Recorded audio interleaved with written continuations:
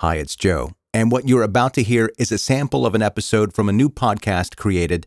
Now, if you like it, it vibes with what you're looking for in a true crime podcast, go over and subscribe to the new one. You can find links for it in the episode notes here, or you can just search for True Crime Blueprint. I'll be releasing weekly episodes there, full deep dives, no 10-minute restriction. So again, if you like this new podcast, it's very important that you search for and go to True Crime Blueprint and subscribe to the new podcast. He weighed just 4 pounds when he came into the world, grew up without knowing his own legal name, and walked out of childhood so damaged that murder eventually felt to him like a relief. Donald Henry Gaskins killed in rural South Carolina for years before anyone noticed, and by the time they did, the number of victims was almost impossible to count. This is the story of Pee Wee Gaskins.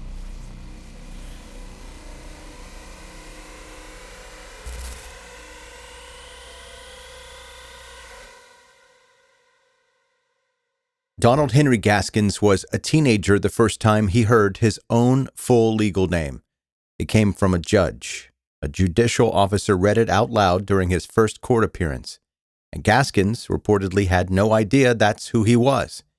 He had been Pee Wee his entire life, a nickname handed to him at birth because he weighed just 4 pounds, and nobody expected much more from him than that.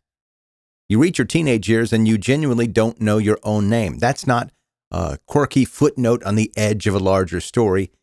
That's the foundation. And here's what I want you to hold on to as we go through this. Understanding where someone came from is its own separate conversation from accountability for what they did. Gaskins murdered people, multiple people. He described murder as something he did for pleasure and for relief, and the number of victims he claimed runs into the triple digits. We're going to get there.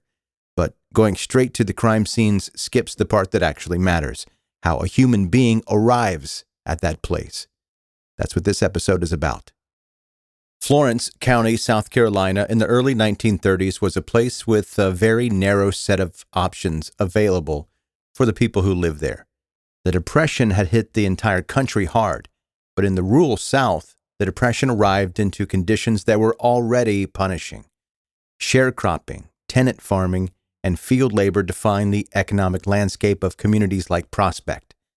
These were livelihoods built on exhaustion and exploitation, and they had been for generations. Eula Parrott, who went by Molly, had dropped out of school at 12 years old to work in the fields. She was a teenager herself when she became pregnant with the baby who would eventually become Donald Henry Gaskins. The father was reportedly a local man with more money than most people in Prospect had access to, someone known for gambling and drinking, who reportedly paid Molly small amounts for sexual access.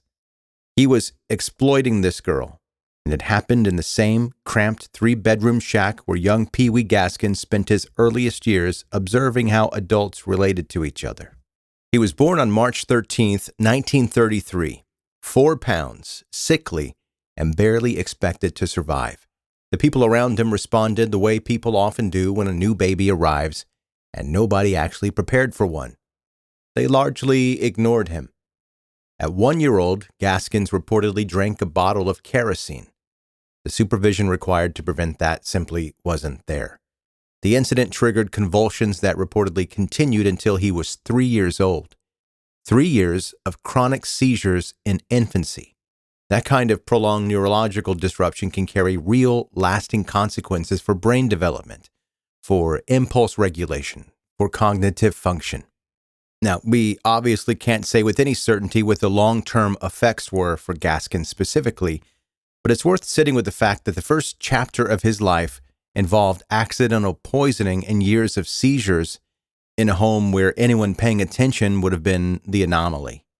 His mother cycled through men.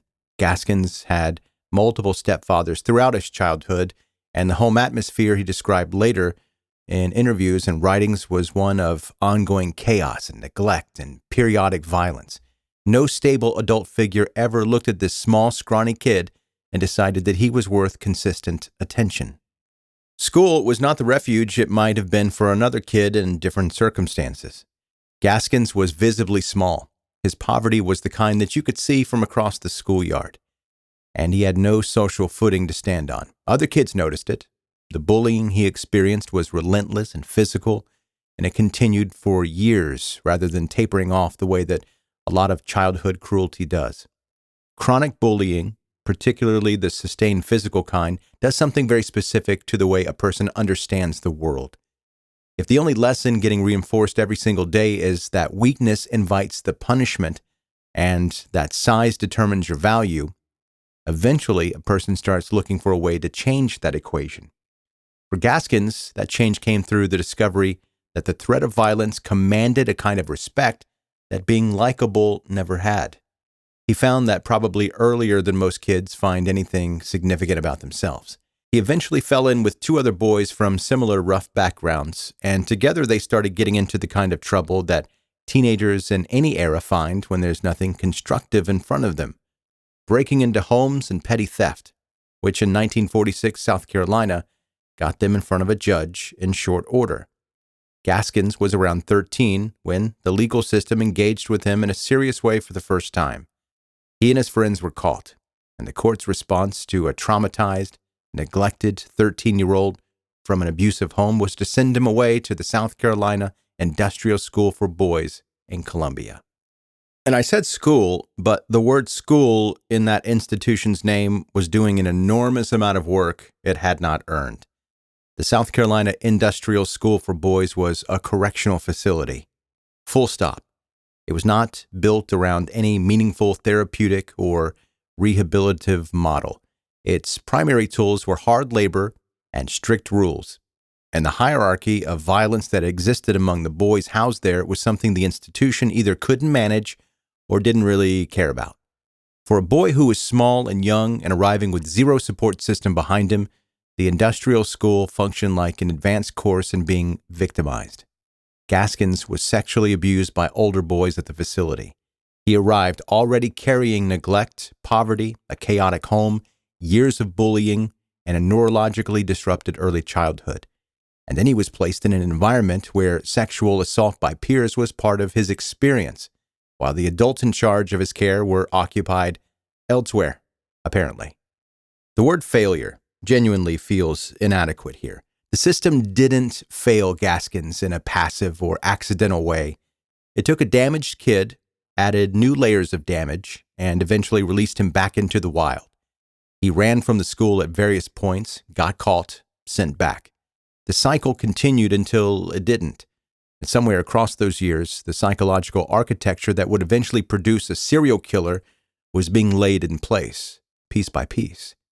Gaskins was developing a worldview built entirely around dominance and submission, around the idea that power was the only real currency and that you were either always wielding it or suffering from someone else wielding it. After reform school, Pee Wee Gaskins moved through his young adulthood in a way that should have sent more of a clearer signal to the systems around him. He reoffended quickly. He attacked a young girl with a hammer, which resulted in additional incarceration. He escaped at least once. He was recaptured. He went back in. This was the rhythm of his life for years. In, out, with each cycle producing a version of Gaskins that was harder and more fixed in his view of what the world was and what he was allowed to do in it. Something was happening during those years that matters for understanding what came later. Every experience of the institutional violence, every missed intervention, every time an authority figure looked at him and saw only a problem to be contained, it compounded. By the time Gaskins reached his 30s, he had a criminal record spanning pages, a psychological profile that would require a very long appointment to unpack, and a compulsion toward violence that he later described as something living inside him. He described it as a pressure, a buzzing feeling he called being bothered, and killing as the thing that relieved it. He also, and this is genuinely important to the story, got married multiple times. Gaskins had long-term relationships with women, he had children, held down jobs, and existed as a recognizable member of communities in rural South Carolina. He moved through the world in a way that didn't consistently flag him as dangerous. That surface-level normalcy is one of the most disturbing aspects of this case, because it meant he had access, neighbors, co-workers, people on the road who needed a ride. Pee Wee Gaskins eventually described his murders in two distinct categories, and his own taxonomy tells you quite a bit about how his mind operated. The first category he called his coastal kills. These were strangers, people he encountered on the back roads of South Carolina, often hitchhikers, often young women or couples who accepted a ride from a small, ordinary-looking man and had no way of knowing what they'd stepped into. All right, what'd you think? It's a bit different than regular 10-minute murder episodes. I didn't want to create a new podcast that was simply a 10-minute murder, but longer. So this one's still me and my vibe. Actually, it's probably much more me because I'm not limited by time constraints. So please, right now, go and follow True Crime Blueprint wherever you're listening to this episode. That's super important for the show to grow like 10-minute murder has grown. Hey, Joe, question. Will you still be doing 10-minute murder? Answer. Absolutely, I will. 10-minute murder has been and always will be the main podcast for me into the foreseeable future. So I'm not slowing down, or that podcast isn't going to go anywhere. So don't worry about that. Thank you for listening to both podcasts. Now, go and subscribe, and I'll see you next time.